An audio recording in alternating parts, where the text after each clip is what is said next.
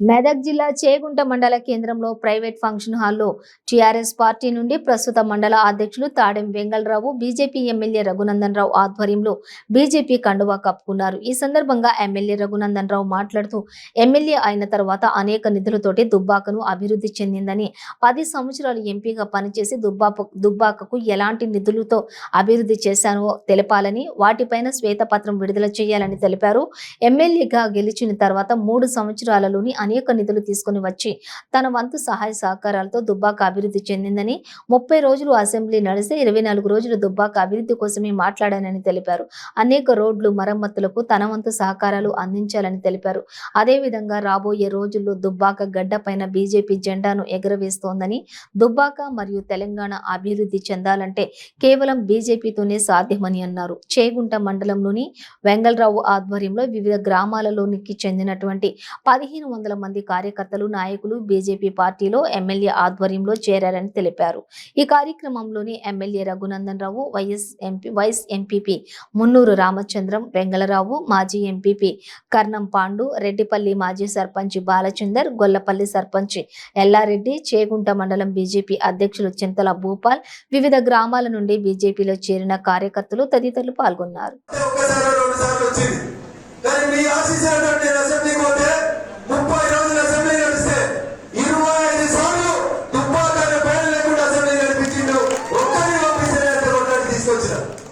చాలా మాట్లాడాలి.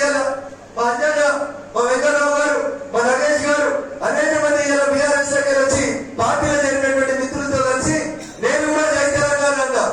నేను కూడా తెలంగాణ పార్టీకి జిల్లా అధ్యక్షుడిగా పనిచేసిన. 78 కేసులు పెట్టిరు. నాకంటే గట్టిగా కూడా జై తెలంగాణ అని కొట్లాడలేదు. కడుపులో పేరు దగ్గర కొట్లాడి తెచ్చినాం తెలంగాణ.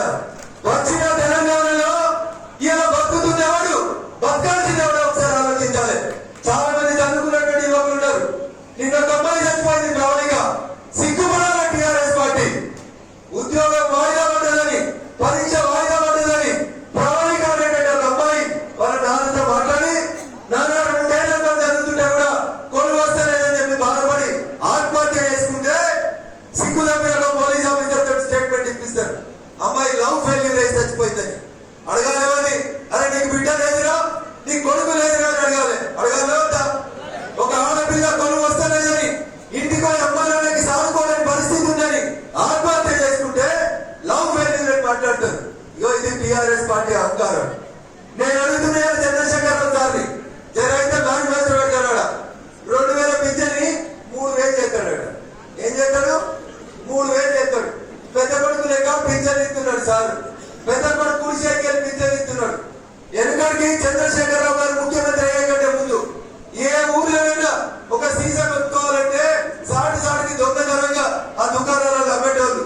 ఏ రంగాన్ని పోలీసు వాడు వస్తాడో, ఏ రంగాన్ని ఎక్సైజ్ వాడు వస్తాడో అని తెలియక భయం కొద్ది ఒక సీజన్ అమ్మేటోడు. అవ్వ మీ ఊర్లే ఏ కిరాణా దుకాణంలోనైనా సీజన్ దుకాణం ఉందా? ఉప్పు దొరకది, పప్పు దొరకకపోవచ్చు, కందిపప్పు లేకపోవచ్చు, నీళ్ల బాటిల్ లేకపోవచ్చు. కానీ పొద్దుగాల 6 గంటలకే ఏం దొరుకుతుంది అక్క? ఏం దొరుకుతుంది? ఇది దొరుకుతుంది, ఇది దొరుకుతుంది, ఇది కూడా దొరుకుతుంది. ఇచ్చే 2000 ఇచ్చేది ఏంటి? 2000 పొద్దుగా 2000 పెద్ద మనిషికి వాసన రాబట్టే.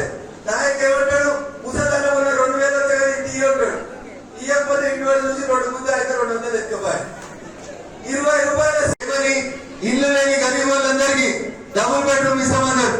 డబుల్ బెడ్రూమ్ స్కీమ్ అయింది. 2 సంవత్సరాల క్రితం హరీష్ రావు గారు అసెంబ్లీలో చెప్పిండు, మేము డబుల్ బెడ్రూమ్ కట్టుడు ఆపేసినాం, ఎవరో జాగాలో వాళ్ళు ఇల్లు కట్టుకుంటే 5 లక్షలు ఇస్తామని చెప్పారు. మాట 2018 నుంచి చెప్తూ ఆఖరికి వచ్చి మొన్న అసెంబ్లీలో ఏమంటారు? 5 లక్షలు చాలా ఎక్కువ అయితే గరీబ్ వాళ్ళకి 3 ఇస్తే చాలు అన్నాడు. ఏంటి? 3 లక్షలు ఇస్తే చాలు అన్నాడు. మళ్ళా ఇదే రఘునందన్ రావు అని నేను అసెంబ్లీలో లేచి అడిగిన, సార్ ఎక్కడికి 200 ఉన్న సిమెంట్ ఇలా 380 రూపాయలు అయింది, ఎక్కడికి 30,000 ఉన్న స్టీలు ఇలా 65,000 రూపాయలు అయింది, ఎట్లా కడతారు సార్? 3 లక్షలతోటి పునాదులు కూడా రావు సార్. అందుకని దాన్ని 7.5 లక్షలకు పెంచాలని భారతీయ జనతా పార్టీ ఎమ్మెల్యేగా నేను అడిగిన అసెంబ్లీలో. ఏ పేదలైతే అసెంబ్లీకి వచ్చి మాట్లాడలేదో ఆ పేదల తరఫున ప్రతి సందర్భంలో కొట్లాడింది రఘునందన్ రావు. ఏం చేస్తారు రఘునందన్ గెలిస్తే? ఏం చేయలేదని ఒకసారి ఆలోచించుకోవాలి బీఆర్ఎస్ నాయకులు. బరాబర్ అడుగుతాం. అడగకపోతే అమ్మ కూడా పోవాలంటది. కాబట్టి రఘునందన్ అనేటోడు అసెంబ్లీ అనేది అడుగుతున్నాడు, మా దుబ్బాక గురించి అడుగుతున్నాడు. ఎవరు వచ్చిరు?